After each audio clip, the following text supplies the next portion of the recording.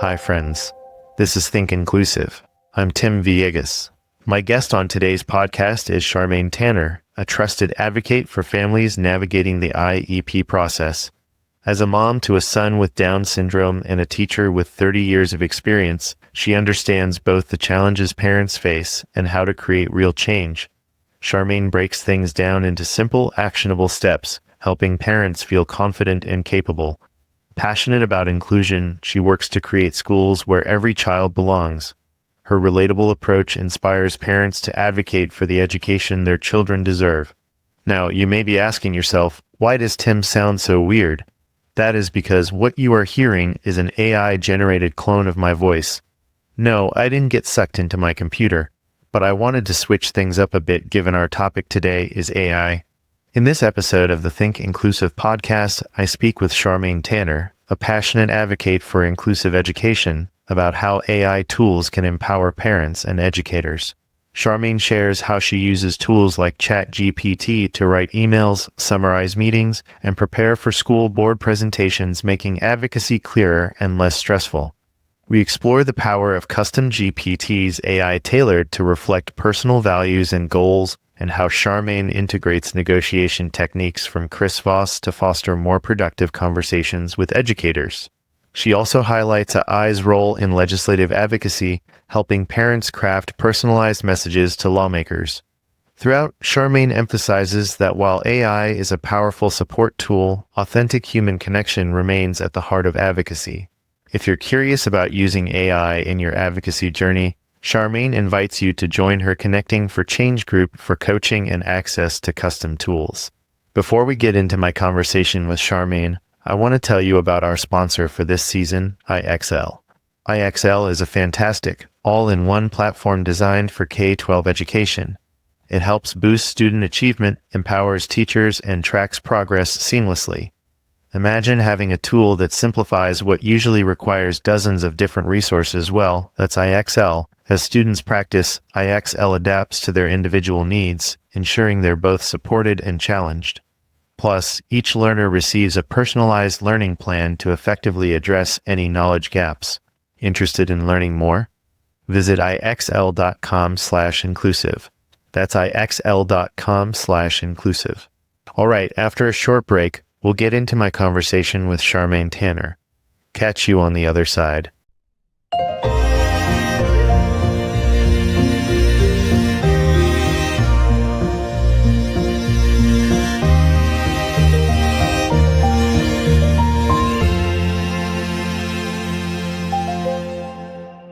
And I need to get my questions back up. How you doing? Well, given all the national stress, it's like, oh my God. It's been stressful, man. It's been really stressful. And Yes. I can imagine as a director of communications in this time, it's like, oh my. Yeah, that's interesting. That's interesting because I think I've never been personally, I've never been so vocal in my, in my beliefs. And so that's like just a personal choice. And also as an organization, we've really just had to figure out we still are a nonpartisan organization, but it feels like just telling the truth, right? Okay. Actively goes against this administration. So it's like we're not even spinning anything. Exactly. So yeah, we've really just we've made a choice to offer the best information we can about what's going on, and then yeah, I've definitely made a choice to be more vocal about things. So yeah. Anyways, let me get us started. So, Charmaine Thaner, welcome to the Think Inclusive podcast. I think I'm going to leave all that stuff in at the beginning because why not? Yeah, it's true, right? It's true life. It's true life. Yeah, exactly. Exactly. Well, you're like I've been wanting to have you on to talk about artificial intelligence and the connection with inclusive education advocacy for a while. Um, so I wonder if we just start with like I didn't even really realize that was a thing. I think you made it a thing. So let's start there. Like, how did this even start to happen for you? Well, yeah, it's interesting because usually when I learn something new, even if it's not connected to advocacy or inclusive ed or whatever, I always have this like thought in my head. It's like, how could I use this in my advocacy? You know? Yeah. So I started using AI before ChatGPT when it was Jasper and Jarvis and all these other names. And, I wasn't, it was just kind of at the beginning of like regular consumers using AI. So it was still kind of like, I don't know, what do I really do with this? But then when ChatGPT came out, it was like, wow, I saw the potential. It was like, this is amazing. So I started just playing with it and learning about how to season your chat or your AI tool. I learned more about like prompt engineering and how important it is that the AI tool have that context or you get this generic response, which is not what you want as an advocate, right? Or as a parent. Um, and so it was just, so as I started learning those things, and I think about the questions I get a lot from parents, especially kind of late at night questions or text messages about like, I have to respond to this email. It's like, I can't sleep because I can't figure out what to do. And so to me, email was kind of an easy entry point for a lot of parents to understand how AI could help them without being afraid of like, what is this? Is it taking over our world? It's like, but so that's what I did is I started with email Mm-hmm. and I have this, like this old digital handout for parents about emails. And I thought I could take that handout in that process and insert it as instructions to ChatGPT and come up with better emails. So that's what I did. It's based on Dr. Marshall Rosenberg's nonviolent communication framework.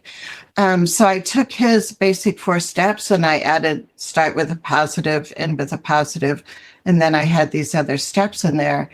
And chat, like when you had a good prompt like that, it was amazing.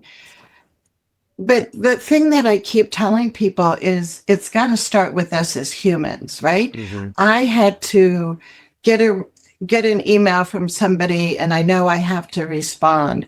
I want to respond first, and it might be a late night, just mad typing and knowing not to send it yet, right? And then to take that raw feeling and whatever from your email and plug it into chat and give it the right prompt and everything for it to rewrite it as more conversational, or maybe you want to rewrite it as more assertive. um, so I started playing with that, and it's like, this is like perfect for parents, So that was kind of the beginning of it. That is so relatable, and I as you talk about as a communications director, I use AI all the time. I don't always necessarily have it write emails for me, but I do like check grammar, check tone, Yes. um, and I want to get into a little bit of the nuts and bolts of what you're saying, but I'll just give you a quick example, and maybe this might resonate with how you're helping people utilize AI. I use AI quite extensively in our podcast production. And so what I have it do, and this is like in the last 3 to 4 months I've been doing this, is I will help it clean up podcast transcripts. So I have the raw transcript, and I will feed the raw transcript into the AI. We use Copilot because we're a Microsoft organization, and it will clean up the transcript and take out the ums and all that stuff, and kind of even like change, check spelling and just make it more readable, because that's the point of the transcript, is to make it readable, and then I'm able to scan the transcript to make sure that it reads correctly and it has the right information.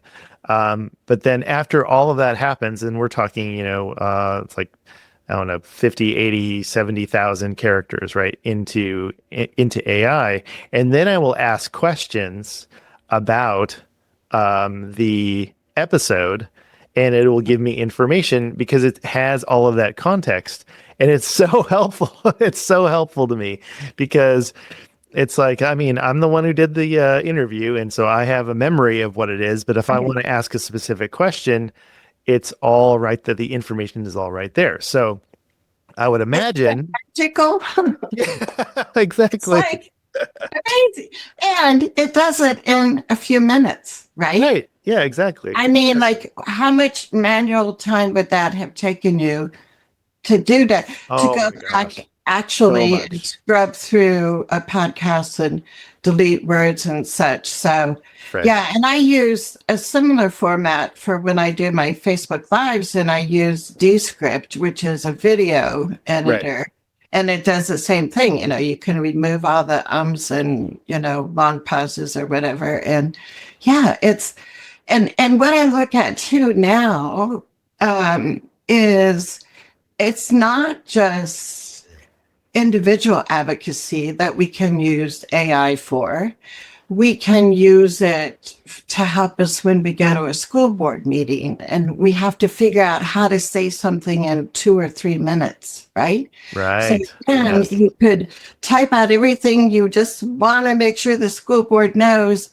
And then it's like, Charmaine, that's 6 minutes long. So it's like, so you put in and, you say this has to be a 2-minute long speech, cut it down for me, but keep those points, And so things like that, it always starts with that human interaction. And then after you get that response from the AI tool, is to do what you were saying. You got to go back and kind of edit and tweak it, and I tell parents, you have to like course correct with an AI tool, right? It's like, oh, you're on track, but no, really, I really want it to be more of a pointed question that I can ask tomorrow or whatever, Right. and so you can tweak that, which again makes it more individualized, more meaningful for your situation, Yeah. Could you walk us through, like, if a parent is listening to this, or an educator who wants to maybe bring some points to an IEP, or how what's kind of the entry point for people to use AI in advocacy? So I would suggest using the free version of ChatGPT because it has amazing capabilities. I use just the one level up, which is $20 a month, which is like pretty amazing to hire a virtual assistant for. Right. Exactly. you know, so, and I say chat just because that's the one I've used the most, but Claude is equally as good. Some people think Claude writes better than chat. I've had parents use Poe and be really impressed with that. And that almost has like a UDL kind of framework, which I really love too. Hmm. So there's some nuances to the tools that you use and for the situation. So I think for most parents' situations, ChatGPT works fine. The other thing that I like about the free version of ChatGPT is you can use custom GPTs to even up level the work that you do with ChatGPT. So I've developed, I don't know, a handful and more custom GPTs for parents in our parent community connecting for change. And those custom GPTs take it because you don't have to worry that much about the prompt engineering.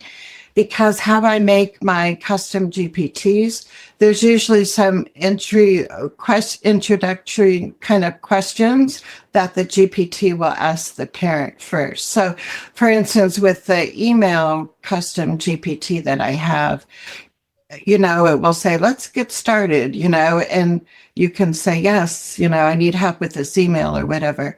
And then the GPT's been trained to say, well, tell me more about the situation, what occurred, what have you tried? Tell me who you're writing the email to. Do you want it to be a formal tone, a conversational tone? So anyway, this GPT kind of frames up and gives you those prompts so it has that context without you having to say, like, I wonder exactly how much do I have to tell chat in order to get a good answer, And so with the free version, you can use these custom GPTs. And I would now when I work with parents in our group, it's like I don't do all of those long prompts anymore. It's not necessary. Um, so yeah, I don't know if that answered your question. Well, I've never used a custom GPT, so I wasn't aware that that was something you could even do with the free version. So what I'm hearing you say is that you can create something that is very targeted to your particular situation, and then the more information that you give the custom, I don't know, the custom GPT, it holds all that information, so you can continually ask questions within this little Right. framework, right? And it will, help you in your particular situation. Is that right? Yeah. Yeah. And there's a whole other part of, what stays in memory and all that. But, for parents that are just beginning, you don't have to like worry about some of that technical stuff, Hmm. just Hmm. at an entry level. Um, and it, the other thing I was thinking about when you were talking about getting your transcript from your podcasts and looking at it and, the newest GPT that custom GPT that I just made, I always have to remember what I named these things. It's kind of like naming your children. I know, right? It's like I think I named it like "What's Next" or something. Totally, what in the world are you talking about, Charmaine? However, what it is using AI. I use Otter.ai Hmm. to record meetings. Um, and Otter still has a way to go, like everyone, like it will say weird words sometime or Right. mispronounce Yeah. names or whatever. However, what I like is you get the audio file, you get a written time stamp transition or transcription. And the timestamp transcription is the key that you want to find, So if you use another tool, just make sure it's timestamped. And then Otter gives a summary. It's been doing that for a while, but I am not impressed with the summaries. I find like there's like really big things that went on in the meeting, and it's like Otter totally missed it. So what I started doing was taking the transcript and putting it into chat. And when I first start making a custom GPT, I have to go through the long prompt because then that's going to be part of my instructions I give the tool on the back end. So I started with this prompt and I put in the written transcripts. I didn't have timestamps. I just put in the transcript. And, I kind of started easy saying, like, you're an experienced special education advocate. You're used to reading transcripts and summarizing them. So I'm giving it like a role to play. And then I'm saying, like, I want you to summarize this transcript, the important points that were made, the decisions that were made. And so it did its thing, within a couple of minutes, right? It had produced this document with a pretty good summary. Except, again, there were like certain points that were missing. And it's like, no, this has to be detailed. Yeah. And you do. I mean, that's that course correction where you say, this isn't good enough. And so when I get frustrated with chat, I will say, chat, I won't say chat, but I'll say, how can I make my instructions more clear? I need this to be really a detailed, report or whatever. And chat will come back and tell you, you have to ask it this way. And so what chat told me is, don't use the word summary. Don't say, I want a summary of this because, and this is in chat's voice, because then I just compress, the dialogue. Instead, chat said, use the word analyze. Oh, okay. I changed that one word and I got the best detailed analysis of that meeting and what went on, and then I have it cat. So then it was like, okay, so now I'm going to modify this. So I need this to be categorized in these categories. So it did that. And then chat will say things at the end like you didn't even think of. And it will be like, oh, do you want me to make this into a checklist for you so you know what has to be done at the next meeting? I'm like, brilliant idea. Yes, I love a checklist. Gosh, I know. Wow, that's amazing. It's amazing. That is great. That is great. Yeah, I'm just imagining like what a powerful tool this could be. I'm just imagining if you had a custom GPT that you use throughout your child's journey, right? Through their educational career and system. And every IEP transcript was in this, and you could just constantly ask, like, I remember us talking about this, around this date, and then it would pull that up for you, right? Wow. Yeah, and in chat, and I'm sure other AI tools too, you can do like a word search because you wind up with a lot of conversations saved in chat, and it's like, where was that one? So you could type some keywords, and chat will pull up all the conversations that dealt with that keyword. Or there's a project thing, which is kind of like a folder where you can keep. So you could make a project folder for your child and keep all those conversations in that one place, Yeah. Yeah. Wow. What are some of the, what's some of the feedback you've gotten from parents using this tool?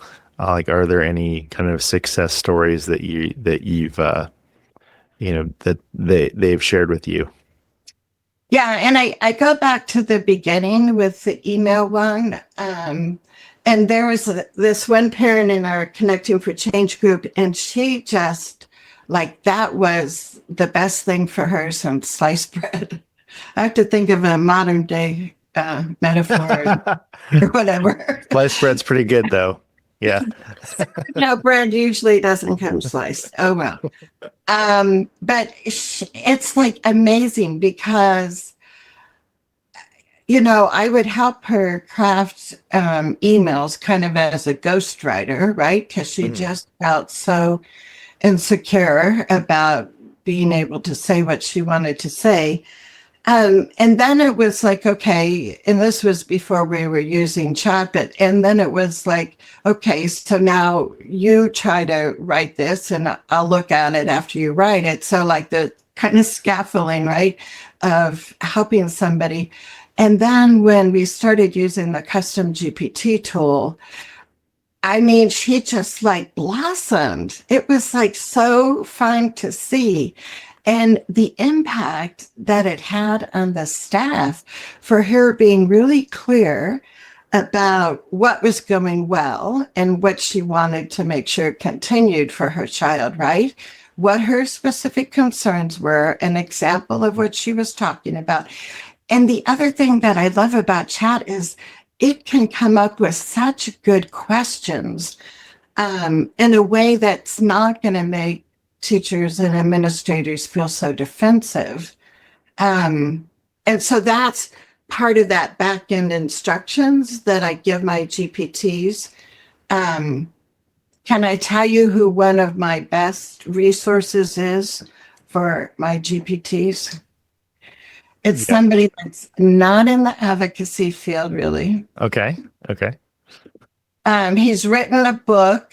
He's written probably more than one. He has a podcast. He's well known. The book is called Never Split the Difference. And the author is somebody who was a ex-FBI negotiator. Chris Voss is his name. So, Wow. Okay. Chris Voss, when I found him, it's like another world. It's like, how can I use this when I do my advocacy? So he has this whole thing of tactical empathy. He has questions. He talks about wanting to get to the no instead of the yes. So like when you make your custom GPT, you can give it knowledge files. So I give it what I've learned about Chris Voss's techniques. And then the GPT, there's a flavor of Chris Voss in there. And if it doesn't come out as strong as I want, I'll say, rewrite this in a stronger voice using Chris Voss's voice. So that's a tip you can use today. That's amazing. And I've never heard of Chris Voss. That's Oh, you'll have to. He is so good. I'll give you one of the best questions I learned from him. That's been worth over $500 for me. So one of the questions that he asked that I just think is brilliant is, now I'm thinking of how to phrase it to make sure I say it right. Like, this is a part you cut out of the podcast. But would it be a ridiculous idea for us to look at how UDL would really make a difference in the classroom? And when you phrase it as, would it be a ridiculous idea? Most people will say no. It wouldn't be, they'll just maybe say no. And then Chris Voss goes into this whole thing, why you want people to say no versus traditional kind of marketing is getting to the yes, So anyway, it's just intriguing. That's another rabbit hole we could go down. But anyway, so how it saved me $500, I forgot to unsubscribe from something that was costing me $500 a month. And it was like the day of the deadline. So I wrote the person, I knew the person, I wrote them and I said, would it be a ridiculous idea for me to get a refund for this month because I really meant to cancel? And she was like, no, that's not a ridiculous idea. I'm going to do it right now. Wow. So Chris Voss became my hero. Chris Voss was your hero. Absolutely. I've had other parents use that question I've had another parent use it for a refund. I have people use it in IEP meetings. That is so fascinating. What is, can you just give us a little bit of why that phrasing works so well? Well, like I said, it's it's not confrontational, Uh-huh. right? And of course it's going to depend on your tone, right? You're not going to be sarcastic with your tone. So the tone is Sure. always the body language. You got to check those kinds of things. But yeah, I think it just, and I'm not going to do his work justice, but to me, it's like, it almost catches people off guard, like, oh, hmm. It's like, it's kind of a pattern interrupt. Maybe that would be a way to say it too. Yeah. Uh, and it just kind of takes the conversation to another turn, and to me, in IEP meetings and such, it opens up that world of possibilities of this is our goal. This is, not IEP goal, but this is where we want to be, what we want to see happen. Now, what are all the ways that that can come true, besides the one solution I'm thinking of? Right. So it's just, I love it. That's great. Yeah. I'm definitely going to look more into that and check out his podcast, and we'll put it in the show notes. That's wonderful. I I've been wanting to ask you this question about specifically about inclusive education advocacy, and I'm wondering, is this something that you do as well, like put in information about inclusive ed, and maybe even like this might be a separate aspect of it, but like IDEA law into the custom GPT as you're like crafting your arguments. I haven't used the law that much. I'm starting to do some more technical kinds of things of, could there be a custom GPT that could help parents write state complaints? Okay. So I've started when I was at the COPA conference, an attorney and I at night were like, let's make a custom GPT for this. So I haven't finished it, but yeah, for sure, I put in, like I said, there's for custom GPTs, you can insert up to 20 knowledge files. So I have a knowledge file that I put it in every one of my GPTs about my values, my definition of inclusive ed, my definition of UDL, you know, um, things like that, because chat goes out to the internet to Right. look for answers. And I don't want it finding somebody else's definition of inclusive ed and corrupting, what I want it to be Right. responsive Yeah, to. exactly. Exactly. Yeah, yeah. I'd imagine yeah, it could get a little problematic if you have different definitions. Uh, but yeah, so that's what I was wondering, is if you have your own knowledge files, ones that you've created, or I guess technically you could use outside resources and create a Sure. specific one that was like that looked at something in a particular lens, right? But um, I was wondering about like, so have you explored or talked to anyone about using this even for like strategies for inclusion? So I'm just thinking of how this could inform our work um, when partnering with a school district, and like let's say we have particular strategies about co-teaching, about adapting lessons, what is inclusion, that type of stuff. So if you had all of this information into a custom GPT, then a partner or potential school district could ask those questions and get. Yeah. Yeah, that would be cool for you guys to do. Yeah. Because, yeah, and then, the other thing is, I don't know when this will air and what new adventures are out there. Like already I'm taking two classes that teach you how to make AI agents, which is Yes. a Yes. step a step above a custom GPT. So, I want to keep it a little more simple for, parents that are just entering this AI world. But yeah, I mean, really there's even more fascinating things that your organization could be doing, I mean, Yeah.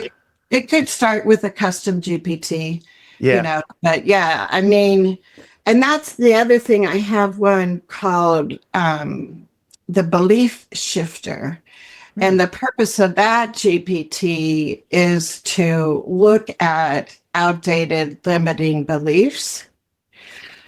How do we persuade people to try to see that there's another, way of doing things or another perspective to take? And that one is more, it takes longer to work through. Like an email one is real easy, right? You give it an email, you ask it to write it better, and you get a better email. Well, when you're talking about, you know, doing what you're saying is like strategies, well, not necessarily strategies with the belief shifter, but that mindset, right? I mean, that's a huge part of trying to get people to be open to doing something differently, So that's what that custom GPT does. And it's, it's a process that I use neuro-linguistic programming, which is another framework of helping people see things from another perspective. So that is like one of the knowledge files that I put in that GPT. But yeah, I mean, you could look at the other thing that I like what chat does is it can format things in a lot of different ways. And I like tables. I just like how clean they are, you Hmm. know? So instead of a narrative of something that, you could have a narrative of strategies and definitions and examples for a school district, but then you could also say, now turn this information into a table that's, even like easier for somebody to look and grasp. And chat will turn it into a table that you can either copy and paste into a spreadsheet or have it make it into a PDF or so, for your director of communications. I mean, The sky's the limit. Yeah. yeah. I mean, Yeah. you could use that transcript and say, make 3 social media posts, make 2 carousel posts, Yeah. and it will do it for you. Yeah. Yeah. There's you're giving me a lot to think about, Charmaine. So I'm so thankful to have this conversation with you. Just hold on one second because my son just texted me. Okay.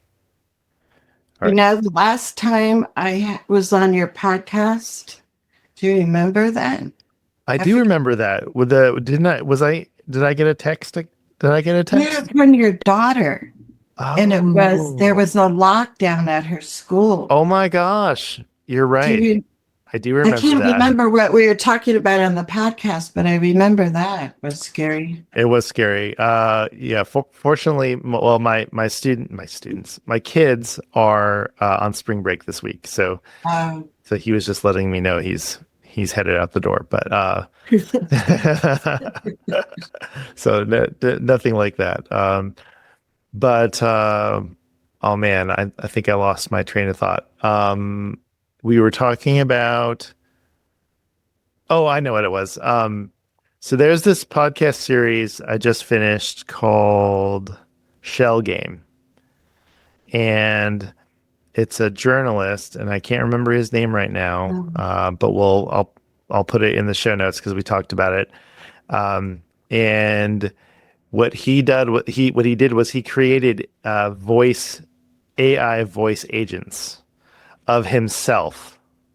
So right. he basically fed he Audio and used the film. knowledge files, right? He used all of Um, these knowledge files about himself into this AI agent, and he created a voice chat bot, fun.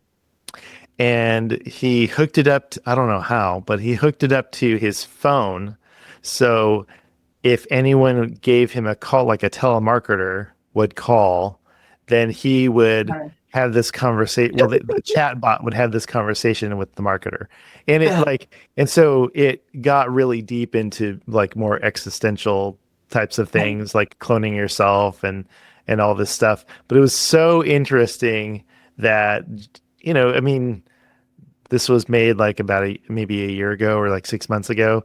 Just how far we've come with um, what you can do with this kind of technology, and just think like 1 or 2 or 5 years from now where we will be. It's unbelievable.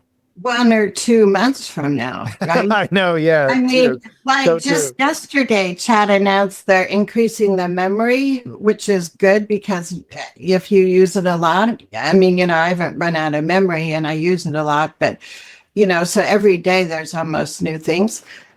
And what you said about that voice agent reminded me of something that I just started using yesterday, and I've had it for a while.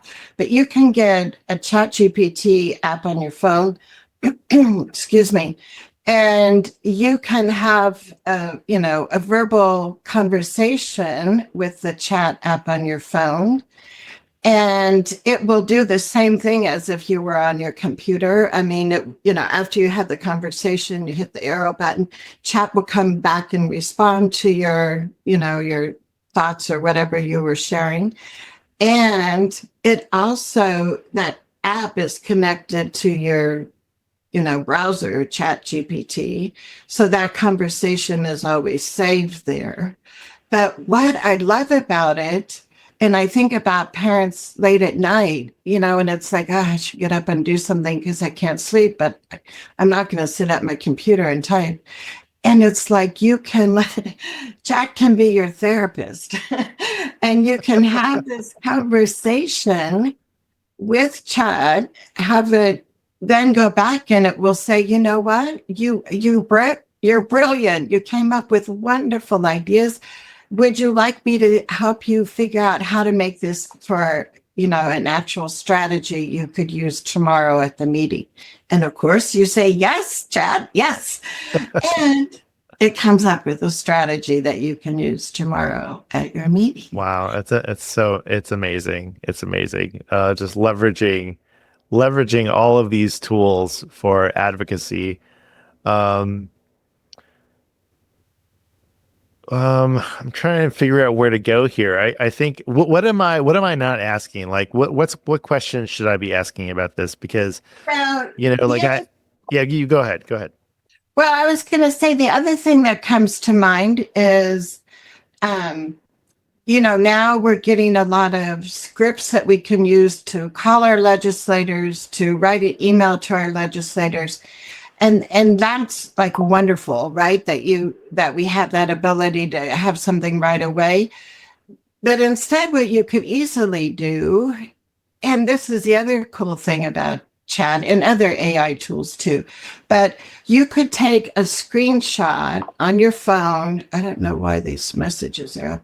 You could take a screenshot of the script on your phone, like from 5 calls or something, and you could upload that screenshot to chat and say, type the text in this image. It will. And then you can say now, and then you can read it and kind of see, like, where you want changes. And you can say, please insert this personal story in the second paragraph. And you can, either speak it or, type it, because those kinds of messages to legislators are always more powerful, right? When we have personal stories. So that's another way that it's not just individual advocacy or local at your school board. It could be conversations, emails to legislators at your state level, the national level. If you work for a parent support group, you can take a news release and have chat rewrite this as bullet points so parents can easily skim it and read it. And your organization can put that in their next newsletter. So there's a lot of ways that you can use it besides your personal individual advocacy. Yeah, those are all fantastic ideas. Um, and I just want to reiterate too, I think we talked a little bit, maybe we talked about it.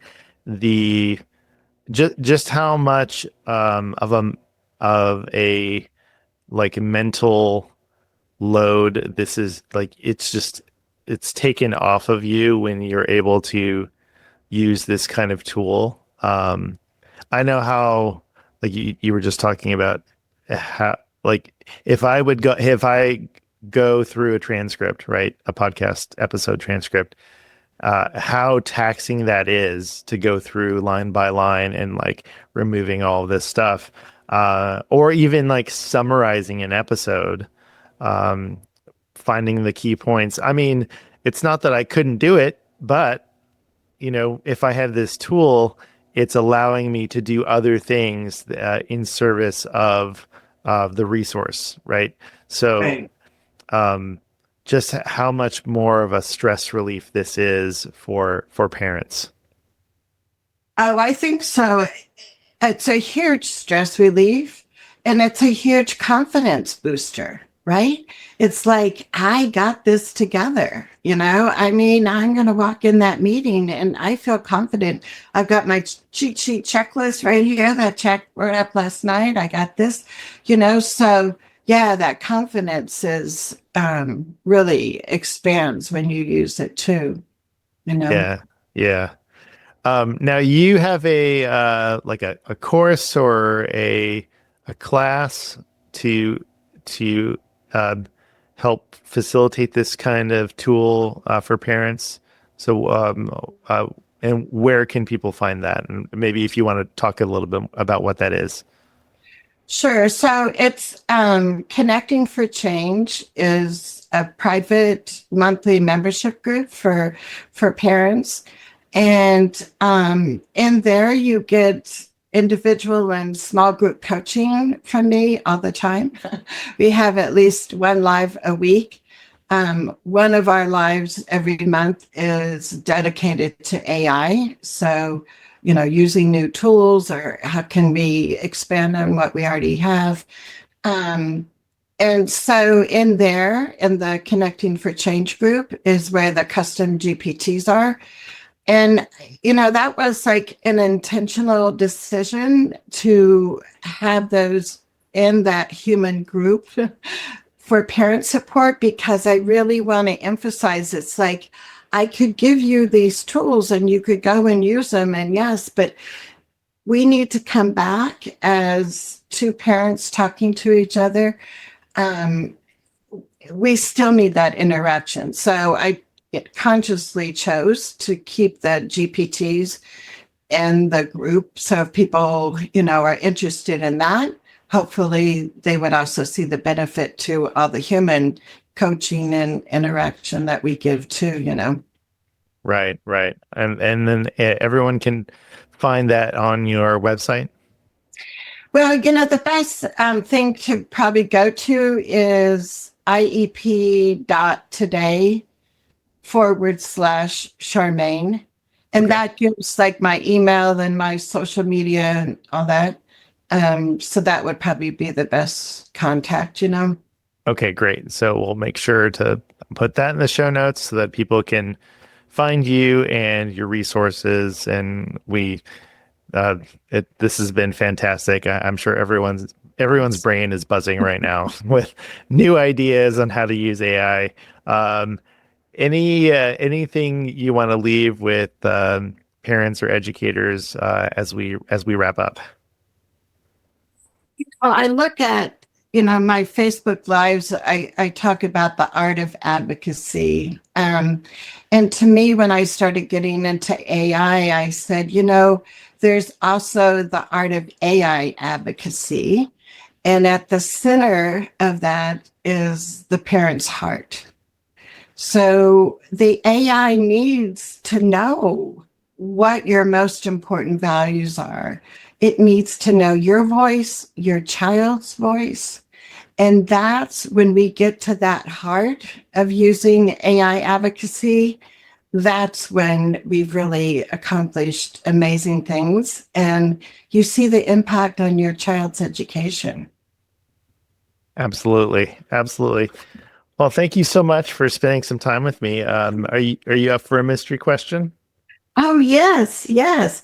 I wonder, is that my husband's mystery question is always, what are the winning lottery numbers? No, that's not my mystery question. So the mystery questions are written by my 12-year-old. So she's Cool. given me a stack of cards. I'm going to pick a Uh, card at random and we'll all answer the okay. question. All right, so here we go. This is our question. If you had a TV show, what would it be called and why? So that's Um, why. There you go. I If you had love a it. What show. a good idea. I love it. I love it. Well, the easy answer would be it'd be called the art of advocacy, right? And Yeah, I exactly. shift from my Facebook Live to a TV network. Um, but the other thing that I'm trying to do personally is to be more real.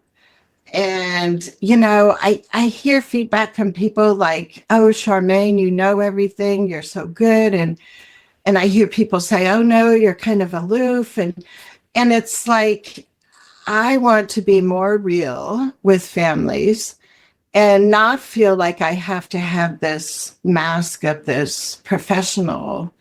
Um, and so, yeah, I think a TV show for parents would be real. There you go. Be real. Yeah. Um, wow. That's a good question. I mean, I guess, I think, what I've thought of, Charmaine, is not necessarily a TV show, but I feel like in our field and our general field, just about inclusive education advocacy, we really need a network, like we That's need a true. network, like a channel where people can go and like have all of these different, That would be cool. influencers talk about this kind of thing. And, you know, um, anyone who's talking about this, it can all be in like one place. And that would be a dream of mine, I guess. That we could have Yeah. a network. So if anyone's listening and has a lot of I money, know. No, we don't want to necessarily just go to the highest bidder. right, exactly. We've learned a lesson or two about that. That's right. We got to match the values, right? Match the values. And, but, yeah. So anyways, we should have an inclusive education network, inclusive ed network, or I don't know what we'd call it necessarily, but, yeah, that would Well, be we have student voices, right? absolutely. Yeah. Yeah. Like, I don't know, I think of a network like kind of like when you go on Netflix or something, but like the Home and Garden Channel and all the different, so then we got to make sure we got those student voices in there too. Exactly. Exactly. Well, hey, maybe one Yes, day I that'll know. happen. You never I know. know. You Yeah. and I and AI, we can do it. We That's can do right. That we I just can gotta, write fundraising letters. that's right. Yeah, no, that's a whole other thing. That's a whole other thing. All right, Charmaine Tanner, thank you so much for being on the Think Inclusive podcast. You're always welcome, and it's always fun talking with you. Thank you, Tim. Thank you for the warm environment you always make for conversations. So thank you. I appreciate that. That's all the time we have for this episode of Think Inclusive. Now, let's roll the credits. Think Inclusive is brought to you by me, Tim Villegas. I handle the writing, editing, design, mixing, and mastering. This podcast is a proud production of the Maryland Coalition for Inclusive Education. Our original music is by Miles Credich, with additional tunes by Melody. A big shout out to our sponsor, IXL. Check them out at ixl.com/inclusive. We truly appreciate each and every one of you who tunes in. We'd love to hear how you're using our episodes. Are they part of your teaching toolkit? Are you sharing them with school administrators? Drop me a line at tvillegas@mcie.org and let me know. And hey, if you're still with us this far into the episode, it probably means you love Think Inclusive and the work MCIE is doing. Can I ask a small favor? Help us keep the momentum going by donating at our website, mcie.org. Just click the button at the top of the site and chip in $5, $10, $20. It would mean the world to us and the children in the schools and districts we partner with. Thanks for your time and attention. And remember, inclusion always works. From MCIE.